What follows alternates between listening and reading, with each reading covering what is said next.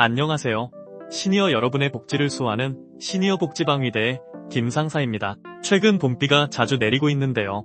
작년과 다르게 올해는 풍년의 기운이 느껴지는 것 같습니다. 오늘은 어르신들이 쉽게 노출될 수 있는 명예도용 금융사기에 대해 말씀드리려고 합니다. 만약 핸드폰에 은행 어플이 하나라도 깔려 있다면 오늘 소식 집중하셔야 하는데요. 최근 오픈뱅킹을 통한 명예도용 금융사기가 급증하고 있다고 합니다. 이런 명예도용 금융사기는 대기업 회장들을 표적으로 삼기까지 하며 점점 대담해지고 있습니다. 이런 사기는 어떻게 일어나는지, 이것들을 예방하기 위해서는 무엇을 할 수 있는지 오늘 자세하게 한번 알아보겠습니다. 영상 보시기 전에 구독과 좋아요를 눌러주시면 시니어 복지방위대가 든든한 정보를 발빠르게 전달해드리는데 도움이 됩니다. 시니어 복지를 수호하는 시니어 복지방위대 지금 시작합니다. 명예도용 금융사기는 피해자의 신분증과 이를 이용해 개통한 휴대전화만 있으면 오픈뱅킹을 통해 피해자의 모든 금융계좌에 접근할 수 있다는 점을 악용한 범죄입니다. 국내에서 오픈뱅킹 시작과 함께 등장해 최근엔 고액 자산가를 대상으로 확산되며 기승을 부리고 있는데요. 지난해 10월 에코프로 회장의 주식계좌에서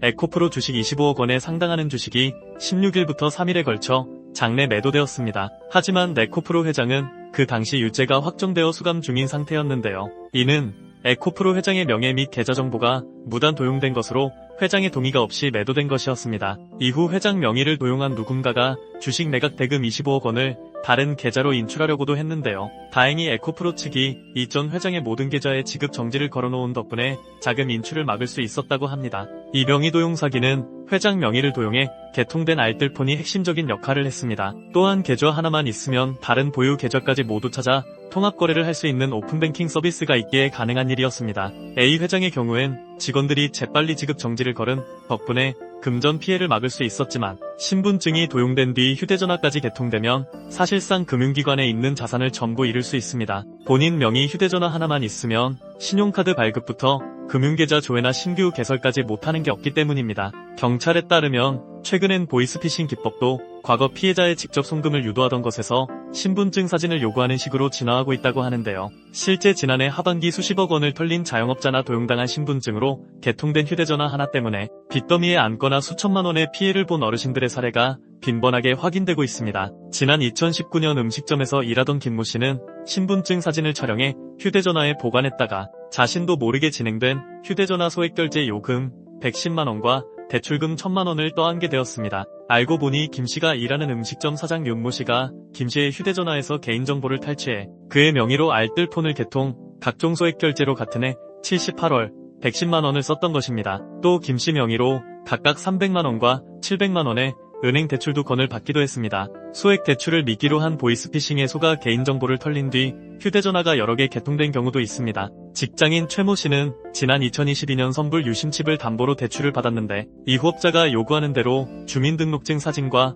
범용인 증서 등을 전송해 주었다고 하는데요. 이후 도용된 최 씨의 신분증으로 알뜰폰을 포함한 휴대전화 9개가 개통됐고 4개 금융사에서 온라인 대출과 단기카드 대출 등으로 5천여만 원이 나갔다고 합니다. 한국형사법무정책연구원이 지난해 9월 발간한 보이스피싱 범행단계 대응 방안 연구에도 최근 보이스피싱에 알뜰폰과 비대면 금융이 활용되고 있다는 점이 적시돼 있습니다. 보고서는 급전을 마련해준다며 신분증, 범용인 증서, 선불, 유심칩 등을 요구하고 이를 활용해 휴대전화를 개통한다며 이를 미리 받아둔 개인정보와 함께 악용해 신용카드 결제나 대출 등으로 피해자를 빚더미에 앉게 만드는 수법이 늘어나고 있다고 분석했습니다. 이에 대해서 금융당국에서는 대책 마련에 들어갔습니다. 금융위에서는 비대면 실명 확인 관련 구체적 적용 방안 개편안을 발표할 계획이라고 하는데요. 여기에는 안면 인식 시스템을 통한 실명 확인을 반드시 거치도록 하는 내용이 들어갈 것으로 보입니다. 아울러 지난달 금융결제원에서는 바뀌는 은행 업무 수행 방식인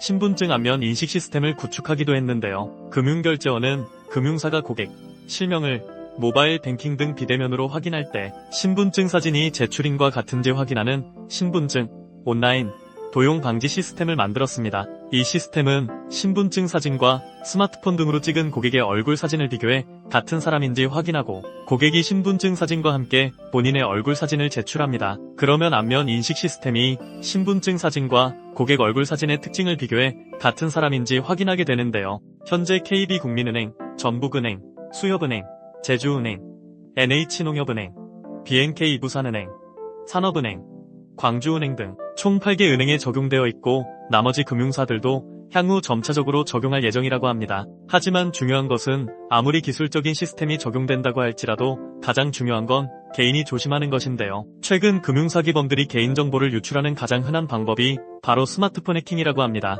최근에는 스마트폰에 저장된 통장 사진이나 신분증 사진, 중요 문서 사진 등을 해킹하는 것이 늘어나고 있다고 하는데요. 따라서 어르신들께서 스스로 개인정보를 지키기 위해서는 핸드폰에 저장된 신분증이나 중요한 문서의 사진이나 내용을 반드시 삭제하셔야 하겠습니다. 어르신들께서는 스마트폰에 취약하시고 또한 에코프로의 사례처럼 사기를 당한 후에 조치를 빠르게 취할 수 없기 때문에 반드시 사전에 방지하셔서 사기당하시는 일 없도록 해야겠습니다. 물론 신분증을 사진으로 저장해 놓으면 다양한 면에서 편하게 사용할 수 있지만 결국 보안에 취약해 사기에 이용될 수 있으니 반드시 삭제하셔서 소중한 개인정보를 지키시기를 바랍니다. 시니어 복지방위대, 오늘은 어르신들이 꼭 조심하셔야 하는 신분증 도용 사기에 대해 알아보았는데요. 어르신들의 행복한 노후에 방해가 되는 요인들을 꼭 사전에 방지하셔서 편안한 하루가 될 수 있길 바라며 오늘도 시니어 복지방위대가 어르신들의 편안한 일상을 응원하겠습니다. 영상이 도움이 되셨다면 구독 버튼 누르셔서 시니어 복지방위대의 든든한 정보를 받아보세요.